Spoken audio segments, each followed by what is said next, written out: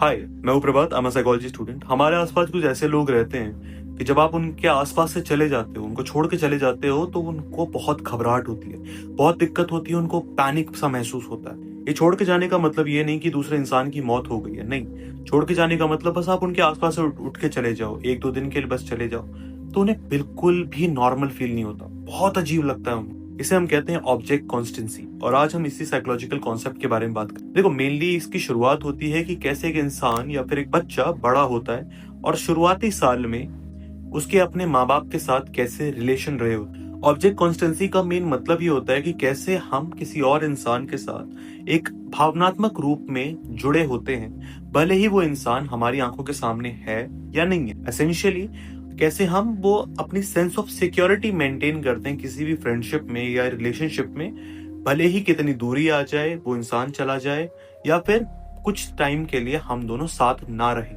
लेकिन कुछ लोगों में ना ये चीज बहुत ही फ्रेजाइल होती है। ज्यादातर लोगों के साथ ये होता है कि अगर उनके माँ बाप अभी उनके साथ नहीं रहते हैं, फिर भी वो कहते हैं कि ओके, कोई बात नहीं, मैं बाद में मिलने चला जाऊंगा।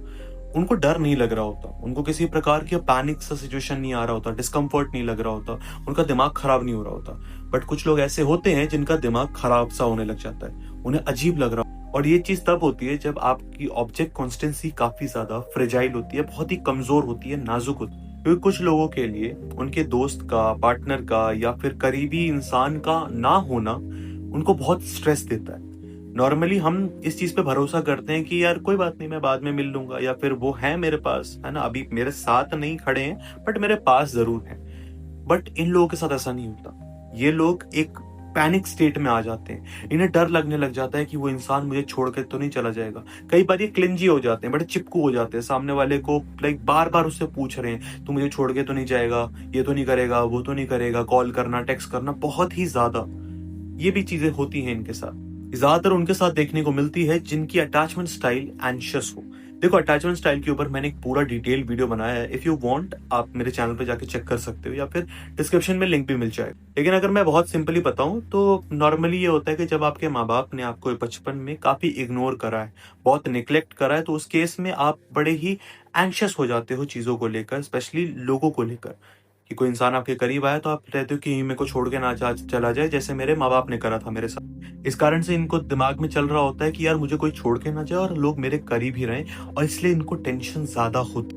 कुछ केसेस में ये चीज हमें, जो लोग बॉर्डरलाइन पर्सनालिटी डिसऑर्डर से ग्रसित होते हैं, उनके अंदर भी ये देखने को मिलता है। क्योंकि हम उनके भावनाओं में, उनके इमोशंस में एक ना शिफ्ट देख सकते हैं। कोई इंसान जब उनके आसपास है तो बहुत खुश रहेंगे, लेकिन जैसे ही वो चला गया तो वो बहुत डिप्रेस हो जाएंगे। ये दिखाता है कि हाँ, बॉर्डरलाइन पर्सनालिटी डिसऑर्डर। कुछ केसेस में अगर आपका बचपन काफी वैसा रहा है कि आपको निग्लेक्ट करा गया, आप पे ध्यान नहीं दिया गया, तब उस केस में भी आपके साथ ऐसे इश्यूज हो सकते। क्योंकि हमारे लिए वो चीज बड़ी नॉर्मल है, लेकिन इन लोगों के लिए वो चीज बिल्कुल भी न्यूट्रल नहीं है। किसी अपने करीबी का या अपने दोस्त का या फिर जो भी इंसान है, उसका इनके करीब ना होना बिल्कुल भी न्यूट्रल नहीं लगता। इनको लगता है कि वो इंसान ने या फिर उस सिचुएशन ने इन्हें रिजेक्ट कर दिया। लेकिन ये चीज इतनी ज्यादा परेशान क्यों करती है, इतनी ओवरवेलमिंग क्यों होती है? देखो, नॉर्मली क्या होता है, अगर कोई नॉर्मल इंसान है, वो अकेला बैठा तो उसको कोई इशू नहीं आ रहा। लेकिन जिनकी ऑब्जेक्ट कॉन्स्टेंसी काफी नाजुक होती है, वो जब अकेले बैठते हैं तो उनका दिमाग चला जाता है एक सर्वाइवल लेवल पैनिक। मतलब उनको लग रहा होता है कि अगर वो यहाँ इस सिचुएशन से बाहर नहीं निकले, मतलब अकेलेपन से बाहर नहीं निकले, तो वो एक बहुत बड़े डेंजर में, उनका दिमाग बहुत सारी चीजें ट्रिगर करने लग जाता है। दिमाग में एक प्रकार से इमोशंस की बाढ़ आ जाती है, एंजाइटी, सैडनेस, लाइक भर जाता है पूरा दिमाग। अपने बारे में नेगेटिव सोचना या फिर नेगेटिव अजम्पशंस बनाना कि यार शायद वो इंसान मेरी कदर ही नहीं करता है, शायद वो इंसान मेरे से प्यार ही नहीं करता है, शायद मैं ही एक घटिया दोस्त हूं या वो ही इंसान मेरा घटिया दोस्त है। ऐसे black and white thinking. Black and white thinking का मतलब ये होता है, आप जब एक्सट्रीम्स में सोचते हो, या तो कोई चीज पूरी राइट होगी या तो कोई चीज पूरी लेफ्ट होगी, वो इसी प्रकार से सोचना कि यार शायद वो मेरे से बहुत प्यार करते हैं या तो फिर वो मेरे से बिल्कुल प्यार नहीं करते। वो ये नहीं सोचते कि अच्छा, उन्हें मेरे अंदर कुछ मेरी खूबियां पसंद होंगी, साथ में मेरी कुछ खामियां ना पसंद हो। क्योंकि किसी और इंसान के लिए नॉर्मली अकेला बैठना कोई उतनी बड़ी बात नहीं। हम सभी कभी ना कभी ऐसे ही बैठे रहते हैं, लेकिन इन लोगों के लिए वो बहुत ही बड़ी परेशानी है, एक जेल जैसी है। लेकिन ऐसी जेल जिसमें तुम्हें लोग चाहिए, ना कि दीवारें। लेकिन अब मैं बात करूंगा कि इसको हम हटा कैसे सकते हैं या फिर इसको इम्प्रूव कैसे कर सकते हैं इस कंडीशन को। देखो, ये चीज ना इतनी आसान है नहीं। मैं एजुकेशनल पर्पसेस के लिए काफी सारी चीजें बता भी दूं, लेकिन at the same time you have to understand कि ये सारी चीजों की शुरुआत होती है एक इंसान के बचपन से, और वो चीज आप खुद से बैठकर अगर करने लगो तो बहुत ही ज्यादा समय लगेगा। For that reason you should go to a psychologist. एक साइकोलॉजिस्ट के पास जाओ, थेरेपी लो। काफी सारी थेरेपी होती है, डीबीटी होती है, स्कीमा थेरेपी होती है, कुछ केसेस में सीबीटी भी काम करती है, कॉग्निटिव बिहेवियरल थेरेपी। क्योंकि वो सारी चीजें आप किसी इंसान के ऊपर कैसे भरोसा करते हो, आपके इमोशंस कैसे काम करते हैं, उसके ऊपर मेनली काम करता है। कुछ और चीज अगर मैं आपको बताऊं जो आप खुद ट्राई कर सकते हो, जैसे कि आप अपने आप को शांत रखने की कोशिश करो। किसी और इंसान को कॉल करके, टेक्स्ट करके, या फिर वो आपके सामने बैठा है उससे बार बार आप सेम सवाल करे जा रहे हो कि तू मेरे को छोड़ के तो नहीं जाएगा ना, यार मेरे को प्लीज अकेला मत छोड़ना, ये वो। उससे कई गुना बेहतर ये है कि आप लॉजिकली चीजों को देखो कि क्या वो इंसान आपको जेन्युइनली छोड़ के चला गया। अभी 2 घंटे के लिए वो गया है, 2 घंटे बाद वापस आ जाएगा, तो क्या वो छोड़ के ही चला गया आपको? नहीं। सो आपको थोड़ा सेल्फ सूथिंग को प्रैक्टिस करना होगा, साथ ही साथ लॉजिकली भी सोचना होगा। तीसरी चीज आप कर सकते हो वो है कि आप अपने आसपास एक सिक्योर कनेक्शन बनाओ। मतलब उन्हीं लोगों को अपने आसपास रखो जो लोग आपको वैलिडेट करते हैं और साथ ही साथ कंसिस्टेंट रहते हैं। वैलिडेट करने का मतलब मैं ये नहीं कह रहा हूं कि आपने कुछ गलत करा फिर भी वो लोग कह रहे हैं कि वाह वाह तूने एकदम सही किया, नहीं।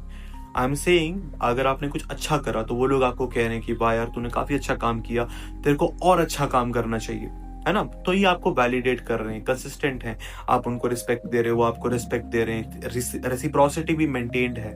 ये सारी चीजें आपको आपके कनेक्शंस को सुधारने में मदद करती है। और जब आप इसके साथ थोड़ा ऐड करते हो माइंडफुलनेस, कि जब आप ये समझते हो कि किसी इंसान का अभी ना होने का मतलब ये नहीं है कि वो कभी नहीं आने वाला, तब आप और जल्दी इंप्रूव करते हो। एक और चीज होती है जो हम लोग सभी फॉलो करते ही हैं, काफी सारे लोग जो अपने माँ बाप से थोड़े अलग रहते हैं, किसी और शहर में, किसी और जगह में, तो अपनी फोटोज देखते हैं, मतलब अपने मम्मी पापा के साथ उनकी जो फोटोज होती है, अपने परिवार के साथ जो फोटोज होती है, ऐसी चीजें आप भी करते हो, हम भी करते हैं। लेकिन इन लोगों को करनी जरूर चाहिए, क्योंकि कई बार ये चीज हमारे दिमाग से निकल जाती। तो अंत में मैं बस यही कहूंगा कि अगर कोई इंसान को जब आप अकेला छोड़ते हो उसे बहुत तकलीफ होती है, इसका मतलब ये नहीं है कि वो इंसान काफी सेल्फिश है, अपने बारे में सोचता है, या फिर बहुत वीक है, कमजोर है। नहीं, उस इंसान का नर्वस सिस्टम कुछ इस प्रकार से बन गया है कि जब उसके आसपास लोग नहीं होते तो उसे पैनिक महसूस होता है, क्योंकि उस बेचारे का बचपन वैसा गया। मैं यहाँ पे आपको सिंपैथाइज करने को नहीं कह रहा हूँ, मैं आपको यहाँ पे एम्पैथाइज करने को कह रहा हूँ। आप उसकी जगह से उस सिचुएशन को देखो। सो आज की वीडियो के लिए बस इतना ही। मिलता हूँ किसी और दिन किसी और साइकोलॉजिकल टॉपिक के साथ। वीडियो अगर अच्छी लगी हो तो लाइक करना, और अगर कोई सजेशन हो तो कमेंट जरूर करना।